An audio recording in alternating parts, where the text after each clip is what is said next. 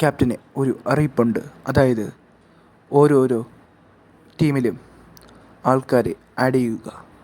ഒരു ടീമിൽ 3 പേർ വച്ചിട്ട്. ഈ പീക്കാച്ചു ഇതവിടെ പോയി കാണുന്നില്ല. പീക്കാച്ചു, നീ ഇവിടെ ഉണ്ടായിരുന്നോ? റപ്പൻസൽ എന്ത് പറ്റി? പീക്കാച്ചു ഞാൻ എന്നെ കാണണം വിചാരിച്ചു. കാരണം നീ ഏതൊക്കെ ആൾക്കാരെ ഏതൊക്കെ ടീമിലിടുന്നത് ഒന്ന് അറിയാനായിട്ടാ. റപ്പൻസൽ, ഞാൻ നിന്നെയും ബെല്ലിനെയും ടോമിനെയും കിച്ചൺ ടീം, ജൂലിനെയും ഡോറിമോണിനെയും സ്പഞ്ച് ബോബിനെയും ക്ലീനിങ് ടീം, വെസൽ ടീമിൽ വാൾട്ടർ, ഓഗി, മിസ്റ്റർ ബീനെ ഞാൻ ഇടാൻ പോകുന്നത്. എന്ത് പറ്റി? അല്ല, ഏത് ടീമെന്ന് അറിയാനായിട്ടൊരു കൗതുകം. ശരി റപ്പൻസൽ. പീക്കാച്ചു, ആരൊക്കെ ഏതൊക്കെ ടീമിലേക്കാണ് തിരഞ്ഞെടുക്കപ്പെട്ടിട്ടുള്ളത്? ബിഗ് ബോസ്, ഞാൻ കിച്ചൺ ടീമിലേക്ക് റപ്പൻസൽ, ബെൽ, ടോമിനെ. വെസൽ ടീമിലേക്ക് ഞാൻ ഓഗി, വാൾട്ടർ, പിന്നെ മിസ്റ്റർ ബീൻ. ക്ലീനിങ് ടീമിലേക്ക് ജൂലി, ഡോറിമോൺ, സ്പഞ്ച് ബോബിനെയാണ് ബിഗ് ബോസ് ഞാൻ ഇട്ടിട്ടുള്ളത്.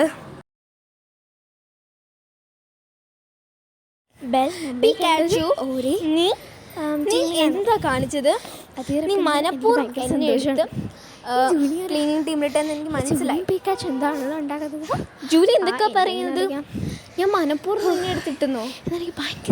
നിനക്ക് അത്ര പറ്റില്ലെന്ന് വെച്ചാൽ ഞാൻ ക്ലീനിങ്ങിലേക്ക് ഇട്ടത്. അതാകുമ്പോൾ എളുപ്പപ്പണിയില്ലേ, അതുകൊണ്ടാ. അല്ല എന്ന് എനിക്കറിയാം.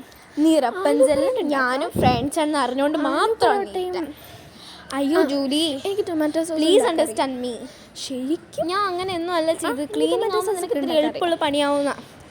ജൂലി, എനിക്ക് നിന്റെ ഒരു വാക്ക് നിൽക്കേണ്ടത്.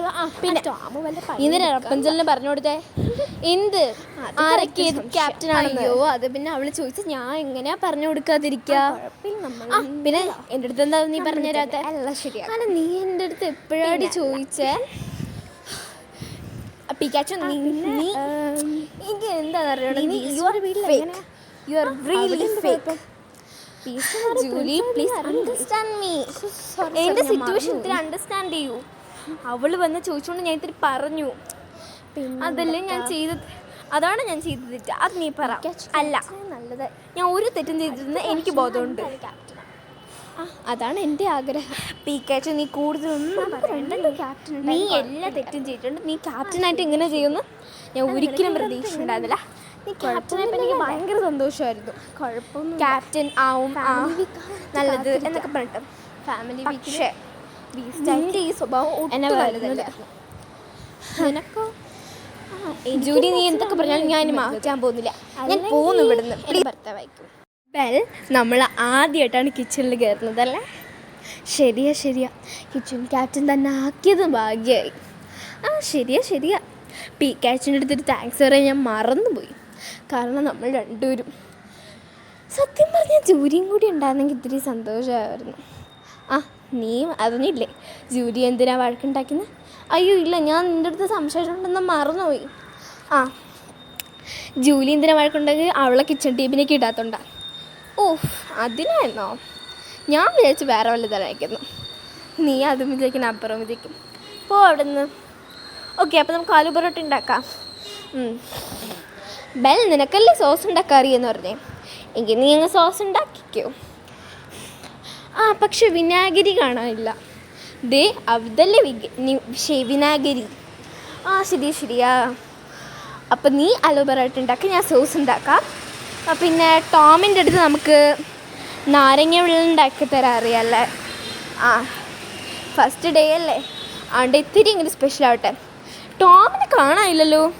ഇവിടെ ഉണ്ടാക്കി. എന്താ ബെൽ, എന്താ റപ്പൻസൽ?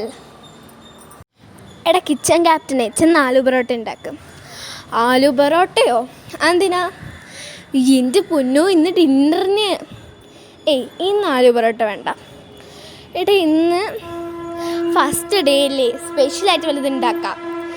ശരി, ആലു പൊറോട്ടയും മുട്ടക്കറി. അതാ എൻ്റെ മിസ്റ്റർ ബീൻ്റെ ഓഗിയുടെ ഒക്കെ ഫേവറേറ്റ്. അതുണ്ടാക്കാം അല്ലേ? ഒരു കാര്യം ചെയ്യാം, ഞാൻ മുട്ടക്കറി ഉണ്ടാക്കാം. നിങ്ങൾ രണ്ടുപേരും കൂടി ഹെൽപ്പ് ചെയ്ത് ആലു പൊറോട്ട ഉണ്ടാക്കുമോ?